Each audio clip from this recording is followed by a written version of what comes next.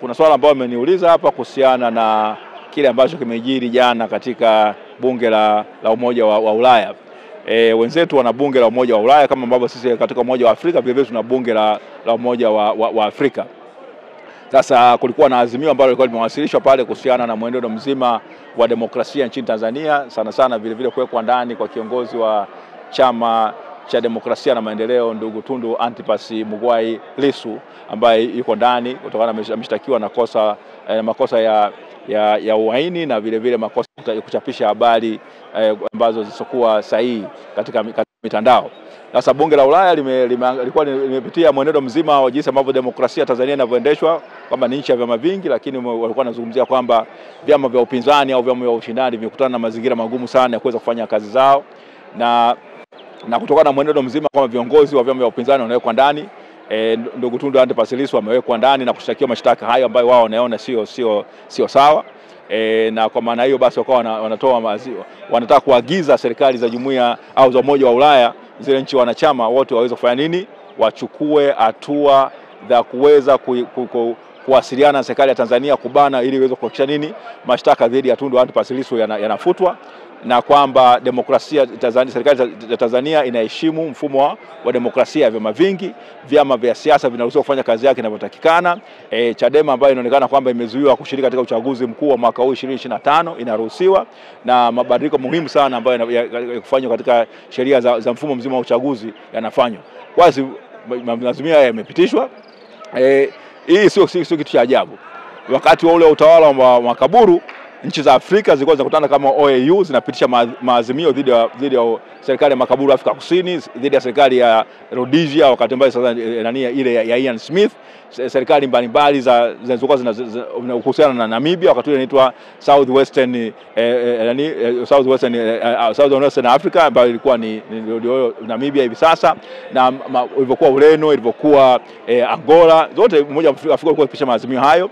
Baraza Kuu la Umoja wa Mataifa vile vile katika Umoja wa Mataifa ilikuwa inapitisha maazimio kama hayo. Kwa hiyo hakuna cha ajabu katika iliyofanyika, lakini cha ajabu ni kwamba Tanzania ambayo ilikuwa ni kinara wa kuongoza mataifa ya Afrika kupinga ubaguzi wa rangi, kupinga unyanyasaji wa Afrika katika nchi zao, sasa hivi Tanzania na yenyewe inamulikwa kwamba inafanya matendo ya ukiuka misingi ya demokrasia na haki za binadamu, ambayo imeingia katika nini, imesaini na kuyaridhia maagano ya kimataifa ya haki za binadamu, kama vile ikiwepo tamko la Umoja wa Mataifa kuhusiana na haki za wanadamu pote, kanuni zinazokubalika dunia ulimwengu mzima kuhusiana na haki za binadamu.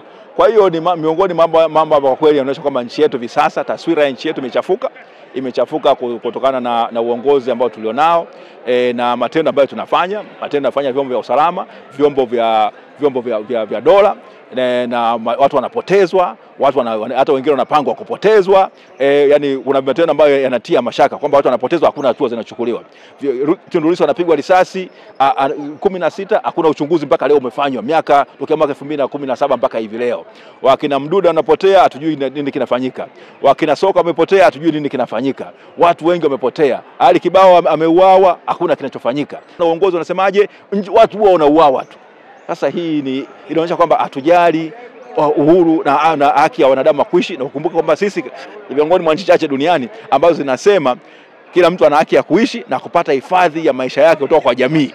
Hiyo ibara ya 14 ya katiba ya nchi yetu inasema hivyo. Rais wetu na viongozi wote wameapa kiapo cha kufanya nini?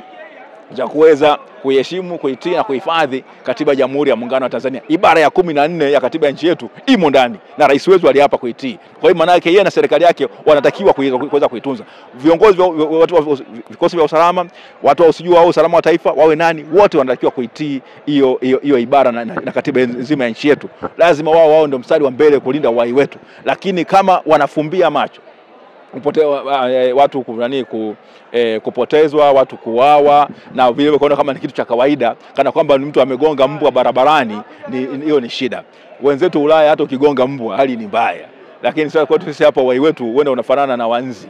Kwa hiyo sio nzuri. Maana kama nchi tumeutweza na kudhalilisha thamani ya utu wa kila mmoja wetu. Asante. Wanasema kwamba hata kama watujadili haina tatizo, kwa sababu sisi ni nchi huru na hatuwezi kuingiliwa katika mambo yetu. Baadhi ya watu ambao wanaona jambo hili kwamba halina madhara yoyote. Labda kama wanaishi kwenye visiwa. Tanzania ni mwanachama wa Umoja wa Mataifa. Tanzania ni mwanachama wa Umoja wa Afrika, si ndio? Kwa hiyo mtu anayezungumza hivyo ni mtu ambaye ana kiburi tu. Anazungumza vile amejaa chuki, amejaa dharau, ana chembe ya utu. Sisi tunaishi kama jumuiya ya kimataifa. Ni sehemu ya jumuiya ya kimataifa. Ndio maana tulikuwa tunaweza kuwakemea makaburu. Sawa sawa. Na wao walikuwa sehemu ya jumuiya ya kimataifa mpaka tukawatenga.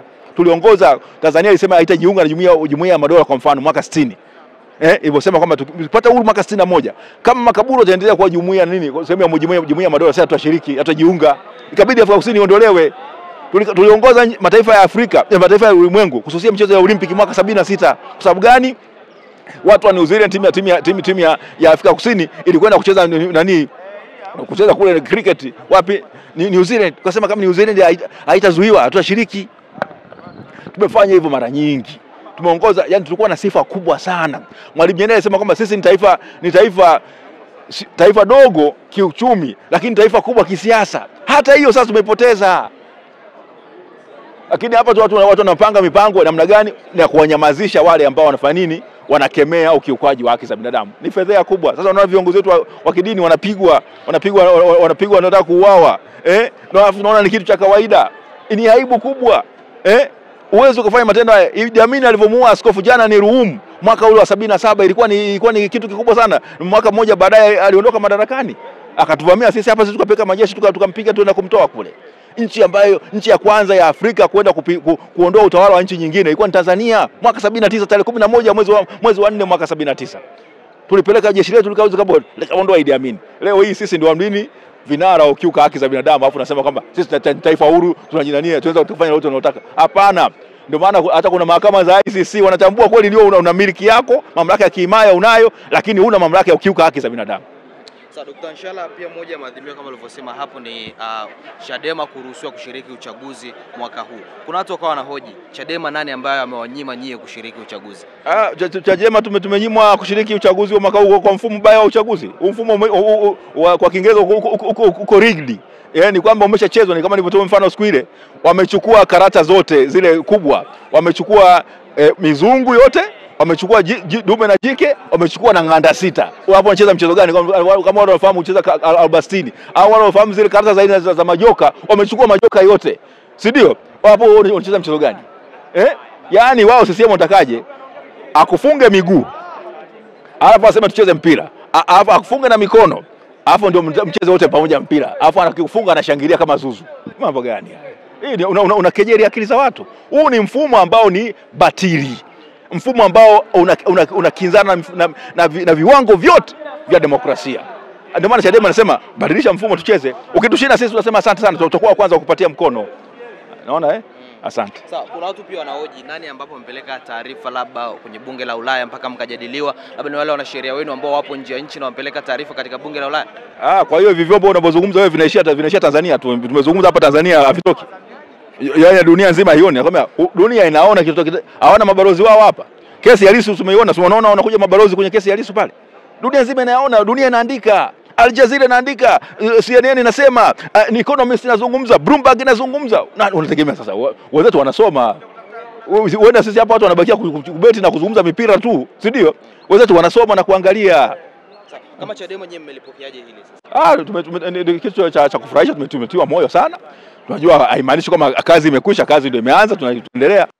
Tunataka sisi mikono yetu iko wazi kabisa ya kuhakikisha kwamba tunabadilisha mfumo, nchi yetu iwe ya kidemokrasia. Sisi Chadema hatumchukii mtu yeyote yule. Tunapenda tuwe na mfumo wa demokrasia, tuishi kama Tanzania kwa furaha na amani. Si ndio? Ndio tunataka sisi. Lakini hiyo inapatikana katika nini? Katika kuheshimu haki za binadamu na misingi ya demokrasia. Wenzetu hawataki. Tokea mwaka 92 CCM hao wamesikika wakisema kwamba muda hautoshi wa kubadilisha katiba na kuweka mfumo mpya wa uchaguzi. Tokea mwaka 92, miaka 30 mingapi sasa kijana? 33.